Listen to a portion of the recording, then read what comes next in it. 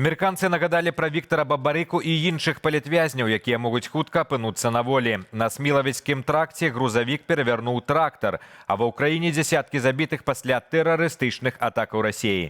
Мяне завуць Руслан Ігнатовіч, і гэта праграма «Белсат онлайн». Мы пачынаем.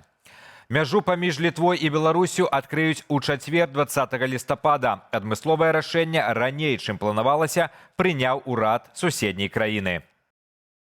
Паводле літоўскага міністра ўнутраных справаў Владыслава Кандратовіча, гэтак пастанавілі пасля таго, як камісія нацыянальнай бяспекі канстатавала, абставіны змяніліся і абмежаванні, уведзеныя 29 кастрычніка, больш не патрэбныя для запэўнівання ўнутранай бяспекі краіны. Вільня прапануе прызнаць адпаведную пастанову нядзейнаю. Мяжу закрылі з 30 кастрычніка праз пагрозы для грамадзянскай авіяцыі ад кантрабандных паветраных шароў. Пасля таго, як Польша ў панядзелак адкрыла свае пункты пропуску з Беларуссю, Літва правяла тэхнічныя перамовы з беларускімі памежнікамі. Абмеркавалі пытанне вяртання затрыманых у Беларусі літоўскіх цяжкавікоў, кантрабанду і міграцыю.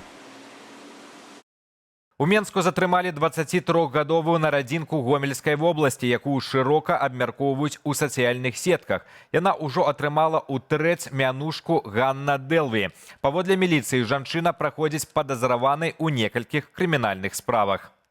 Яе вінавацяць у махлярстве, звязаным з купляю вопраткі праз інтэрнэт, а таксама ў крадзяжы маёмасці з кватэры знаёмай. У міліцыі сцвярджаюць, што гэтым летам затрыманую ўжо прыцягвалі да крымінальнай адказнасці за невяртанне доўгу. Тады ёй прысудзілі 180 гадзінаў грамадскіх працаў. Я взяла у человека долг и не вернула ему. Ужо ў лістападзе на яе склалі адміністратыўны пратакол. Паводле міліцыі, жанчына не аплаціла падзённай арэнды кватэры ў адным са сталічных жилых комплексов. Суд призначил штраф 20 базовых величиняў. В настоящее время в отношении фигурантки возбуждены 2 уголовных дела. Она арестована. В милицию также поступила информация о том, что девушка без оплаты пользовалась услугами в сфере красоты, не оплачивала такси, арендное жилье, танцевальную студию, предоставляла поддельные чеки.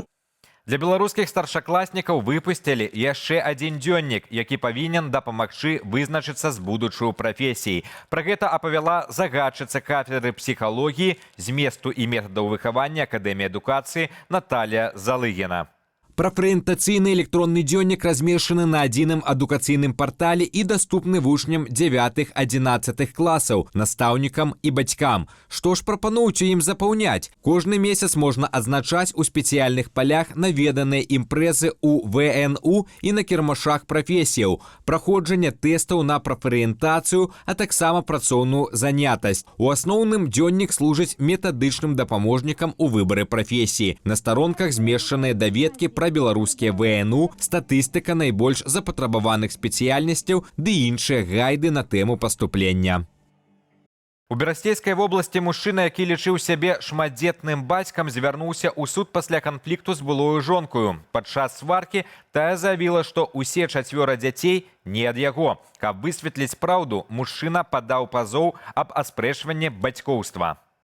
На пастанову суда была прызначана генетычная экспертыза. Спецыялісты даследавалі біялагічныя ўзоры мужчыны і ўсіх 4 дзяцей. Заключэнне экспертаў адназначнае. Біялагічнае радство паміж мужчынам і дзецьмі адсутнічае. На падставе вынікаў суд выключыў з актавых запісаў аб нараджэнні звесткі пра бацькоўства.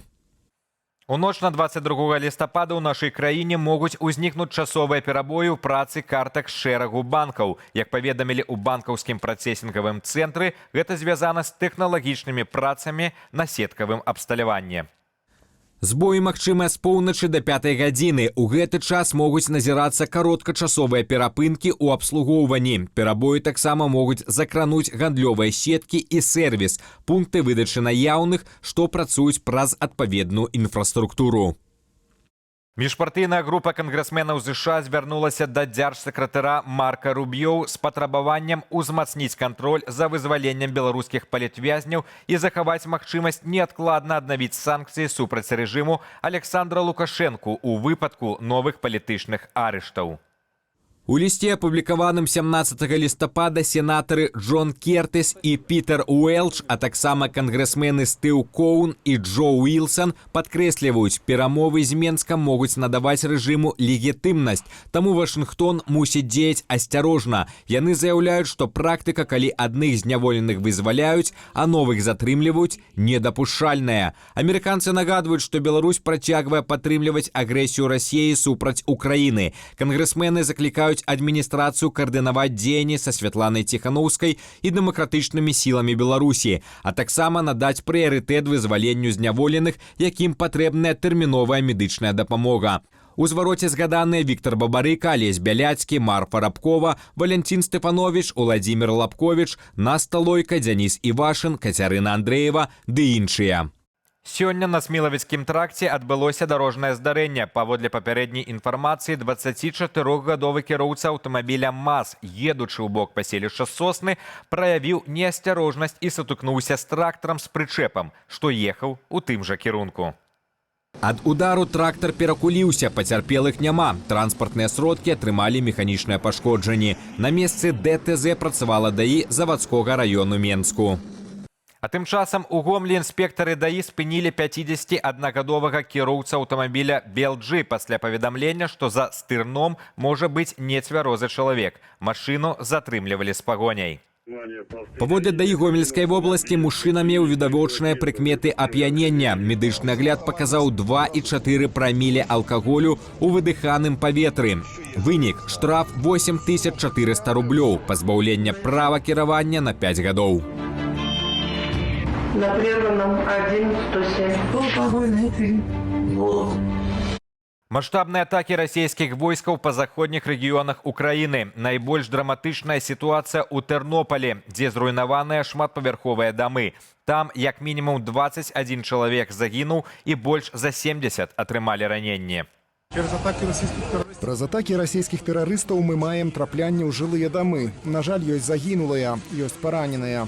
Я заклікаю усіх жыхароў раёну Сонечны зачыніць вокны, без патрэбы на вуліцу не выходзіць. На месцах працуюць усе аварыйна-ратавальныя службы.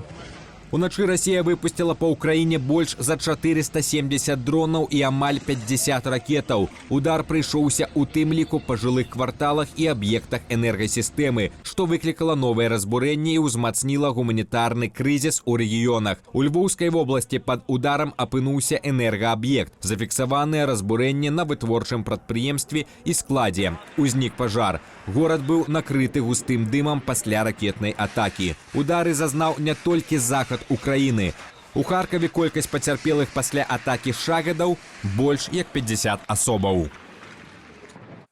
Праз дыверсіі на чыгунцы Польша закрывае апошняе расійскае консульства ў краіне. Паводле міністра Радослава Сікорскага, ёсць падставы лічыць, што за выбухамі стаяць грамадзяне Украіны, якія выехалі праз Беларусь. Ад Расіі і Беларусі чакаюць тлумачэнняў. А на гэтым у нас усё. Калі для вас гэта бяспечна, то пакідайце каментары пад гэтым відэа і дзяліцеся ім сябрамі. Падпісвайцеся на нашыя каналы і сацыяльныя сеткі. З вами быў Руслан Ігнатовіч і да сустрэчы ў наступных эфірах.